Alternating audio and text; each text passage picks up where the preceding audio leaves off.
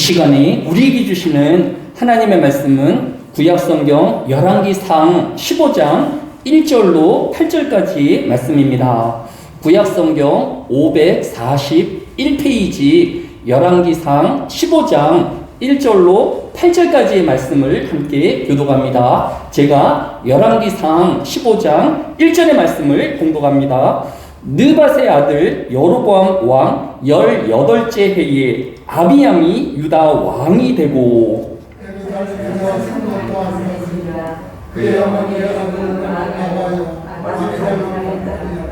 아비암이 그의 아버지가 이미 행한 모든 죄를 행하고 그의 마음이 그의 조상 다윗의 마음과 같이 아니하여 그의 하나님 여호와 앞에 온전하지 못하였으나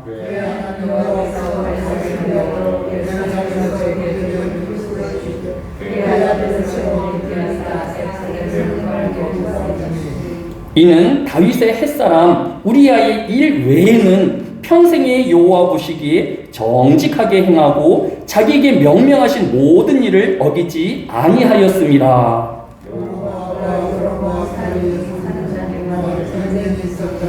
아비암과 여로보암 사이에도 전쟁이 있으니라. 아비암의 남은 사적과 그 행한 모든 일은 유다 왕 역대 지략에 기록되지 아니하였느냐.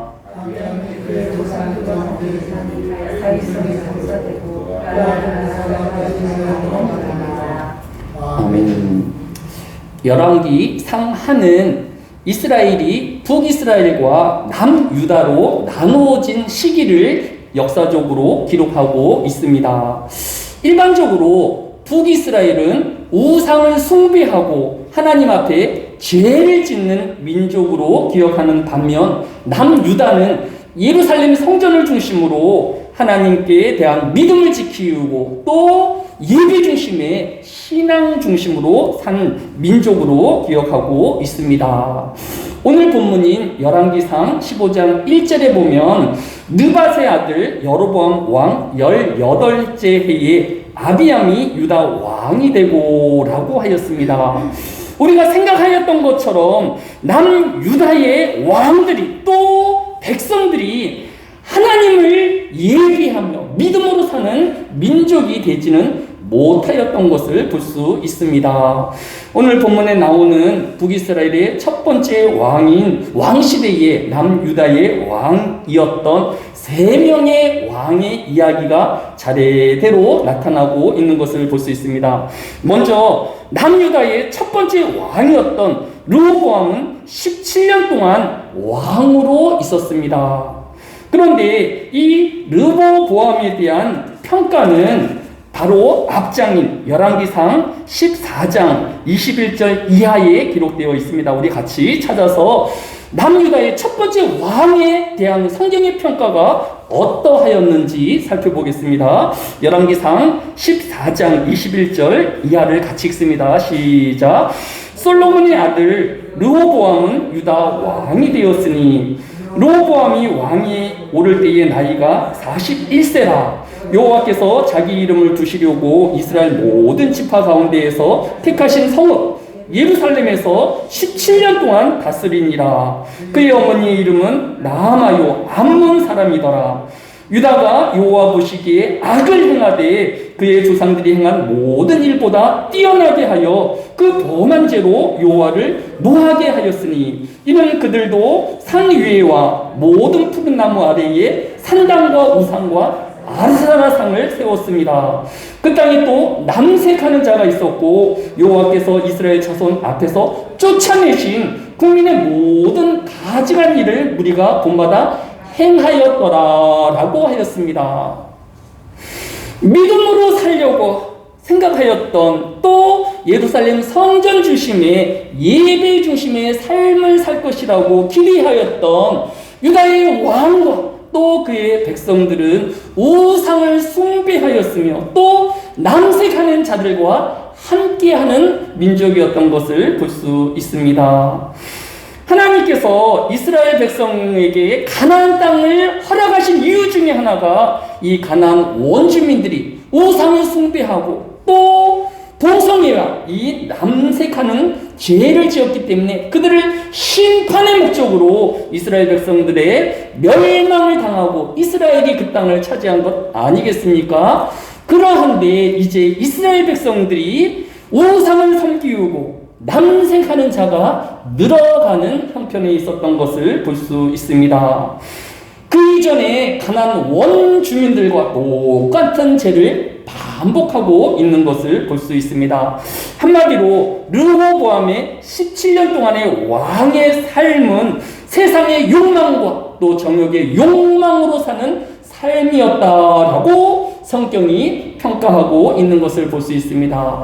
이제 남유다의 두 번째 왕의 삶은 어떠하였을까요? 오늘 우리가 함께 읽은 열왕기상 15장 3절에 남유다의 두 번째 왕에 대한 성경의 평가가 기록되어 있습니다. 같이 열왕기상 15장 3절의 말씀을 같이 읽습니다. 아비암이 그의 아버지가 이미 행한 모든 죄를 행하고 그의 마음이 그의 조상 다윗의 마음과 같이 아니하여 그의 하나님 여호와 앞에 온전하지 못하였으나 라고 성경이 기록하고 있는 것을 볼 수 있습니다. 남유다의 두 번째 왕인 아비암도 그의 아버지인 르호보암이 행한 우상 숭배와 동성애 죄를 똑같이 반복하고 있는 것을 볼 수 있습니다. 그러면서 성경은 이스라엘 백성이 또 하나님의 성도가 이 땅을 살아야 할 삶의 기준을 두 가지로 제시하고 있는 것을 볼 수 있습니다. 오늘 3절 중반에 보면 그의 마음이 그의 조상 다윗의 마음과 같이 아니하여, 즉 성도는 다윗의 마음으로 사는 삶이어야 한다를 교훈하고 있습니다. 두 번째는 그의 하나님 여호와 앞에 온전하지 못하였으나 성도는 하나님 앞에 온전한 삶을 살아야 할 것을 기준으로 제시하고 있는 것을 볼 수 있습니다. 그러면 먼저 다윗의 마음이란 무엇일까요? 사도행전 13장 22절에 보면 다윗을 왕으로 세우시고 증언하여 이르시되 내가 이새의 아들 다윗을 만나니 내 마음에 맞는 사람이라 내 뜻을 다 이루리라 하시더니 라고 하였습니다. 즉 다윗의 마음은 하나님 마음에 드는 사람을 의미하는 것입니다. 하나님 마음에 드는 사람이란 하나님의 뜻에 어김이 없는 신앙의 삶을 살 것을 우리에게 교훈해 주고 있는 것을 볼 수 있습니다.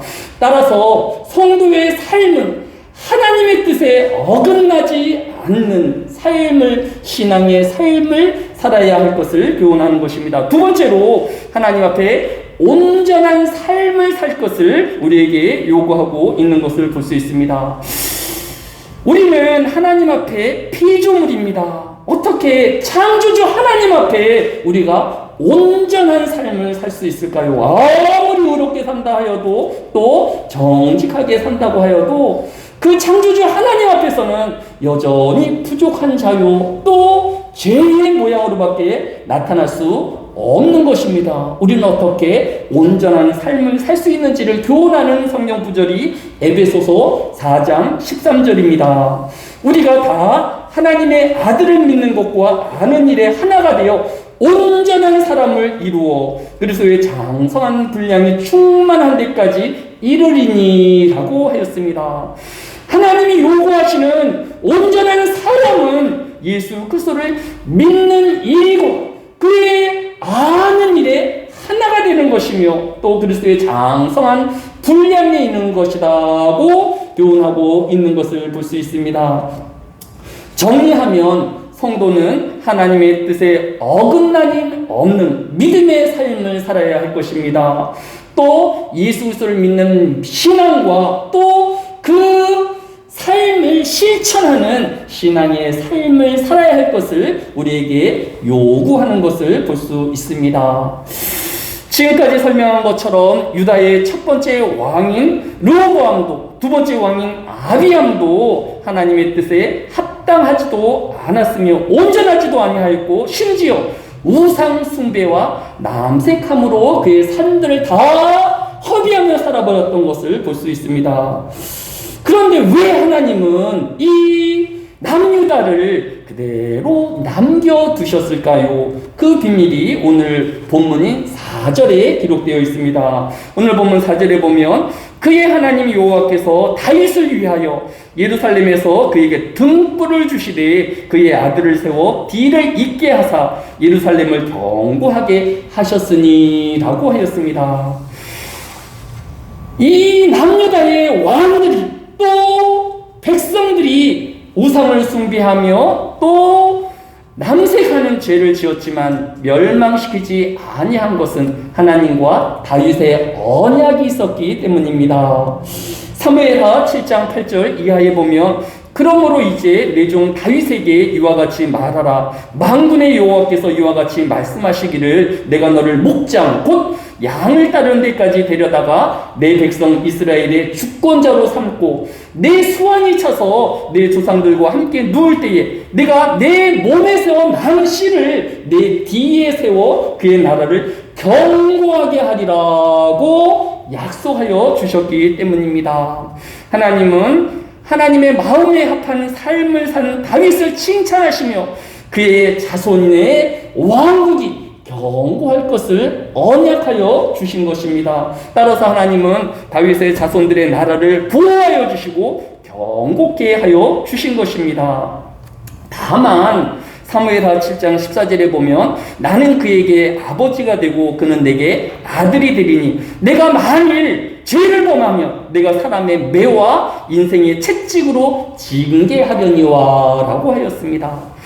멸망시키지는 아니하겠지만 사람의 매와 인생의 채찍으로 이스라엘 백성들을 징계하시며 또 회개하여 돌아오기를 계속하여 그들을 징계하실 것을 말씀하고 있는 것을 볼 수 있습니다. 하나님은 나단 선지자를 보내셔서 다윗 왕에게 언약함으로 그의 자손들의 왕의 나라가 견고할 것을 약속하여 주신 것입니다. 오늘 본문 15장 4절에 등불을 주시되 그의 아들을 세워 뒤를 잇게 하사 예루살렘을 견고하게 하셨으니 하나님께서는 북이스라엘의 19명의 왕과 남유다의 20명의 왕 중에서 특별히 6명의 왕들을 선택하여 주셔서 하나님을 믿는 믿음의 본을 우리에게 보이시며 또 반짝이는 등불과 같이 우리가 바라보아야 할 또 이 세상을 살아가야 할 본을 본받게 하여 주었습니다. 그 사람이 바로 남유다의 세 번째 왕인 아사 왕입니다. 남유다의 19명의 왕 중에서 6명의 선한 왕 중에서 첫 번째 왕이 이 남유다의 세 번째 왕인 아사 왕인 것입니다. 8절에 보니까 아비암이 그의 조상들과 함께 자니 다윗성에 장사되고 그의 아들 아사가 대신하여 왕이 되니라 라고 하였습니다. 이 아사는 어떤 왕이었을까요? 오늘 읽지는 않았지만 11절과 12절에 보면 아사가 그의 조상 다윗같이 여호와 보시기에 정직하게 행하여 남색하는 자를 그 땅에서 쫓아내고 그의 조상들이 지은 모든 우상을 없애고 라고 기록하고 있는 것을 볼 수 있습니다. 아사 왕은 우상을 도말하고 또 남색하는 자들 다 유다의 땅에서 내어 쫓는 하나님 중심의 또 하나님을 바라보는 신앙으로 산 왕이었던 것을 우리에게 보여주고 있는 것을 볼 수 있습니다. 이 아사 왕이 자신이 재임하는 동안은 아무 염려와 근심은 없었을까요? 오늘 본문 15장 16절에 보면 아사와 이스라엘의 왕 바하사 사이에 일생 동안 전쟁이 있으니라 라고 하였습니다. 아사 왕의 통치도 편안하지는 아니하였습니다. 한 번의 전쟁이 있어도 상당히 힘들고 어려운 일 아니겠습니까? 두 번, 세 번이 되어지면 나라가 다 거덜나는 것 아니겠습니까? 그런데 오늘 본문에 보니까 아사가 이스라엘 왕 바하사 사이에 일생 동안, 그러니까 41년 내내 전쟁으로 그 세월을 보내야 했던 고단함을 우리에게 보여주고 있는 것을 볼 수 있습니다. 그럼에도 불구하고 이 41년 동안 전쟁이 있었음에도 불구하고 하나님께서 남유다를 지켜주시고 보호하여 주심으로 그가 하나님 앞에 선한 왕의 이름으로 또 이렇게 우리에게 남겨지고 있는 것을 볼 수 있습니다. 오늘 본문이 주는 교훈은 유다의 르호보암과 아비암이 죄를 지었음에도 불구하고 멸망하지 아니한 것은 하나님과 다윗의 맺은 언약 때문입니다. 지금 오늘의 저와 여러분이 무수한 죄와 허물이 있음에도 불구하고 하나님께서 은혜를 덧입혀 주시고 구원을 덧입혀 주시는 은혜가 이유가 무엇일까요? 고린도전서 6장 19절에 보면 너희 몸은 너희가 하나님으로부터 받은 바 너희 가운데 계신 성령의 전인 줄 알지 못하느냐. 너희는 너희의 것이 아니라 값으로 산 것이 되었으니 그런즉 너희 몸으로 하나님께 영광을 돌리라고 말씀하고 있는 것을 볼 수 있습니다. 죄로는 죽어야 하지만 이제 내 몸이 내 것이 아니라 그리스도의 핏값으로 사신 그리스도의 것이기에 예수 그리스도의 믿는 믿음 안에서 오늘 하루를 살아가는 것이다 라고 사도 바울은 교훈하고 있는 것을 볼 수 있습니다. 따라서 성도의 삶은 하나님 마음에 합한 삶이 되어야 할 것이며 또 하나님 앞에 온전한 삶으로 살아내는 하루가 되어야 할 것입니다. 이 한해에도 이 하나님의 믿음으로 살아내는 하늘의 교회 성도들이 되어주시기를 주의 이름으로 축원합니다. 사랑이 많으신 아버지 하나님, 참으로 우리의 욕망으로 또 우리의 정욕으로 사는 이 세상이 되어지지 아니하게 해주시고 또 하나님의 마음에 합한 삶이 되어지게 하여 주시기로 합니다. 또 온전한 삶이 되기 위하여 예수 그리스도를 아는 삶이 되어지게 하여 주시고 또 예수 그리스도의 부활과 또 다시 오심을 고백하는 부활의 신앙으로 사는 우리의 믿음이 되어지게 하여 주시기로 합니다. 하나님께서 또 주의로 3일 동안도 우리의 삶을 지켜주셔서 전쟁 가운데서도 보호하여 주시고 지켜주시는 그 하나님의 놀라운 능력을 체험하는 하늘의 교회 성도들이 되어지게 하여 주옵소서. 감사를 드리오며 예수님의 이름으로 기도드렸사옵나이다. 아멘. 다 같이 찬송가 191장으로 찬양합니다. 찬송가 191장입니다.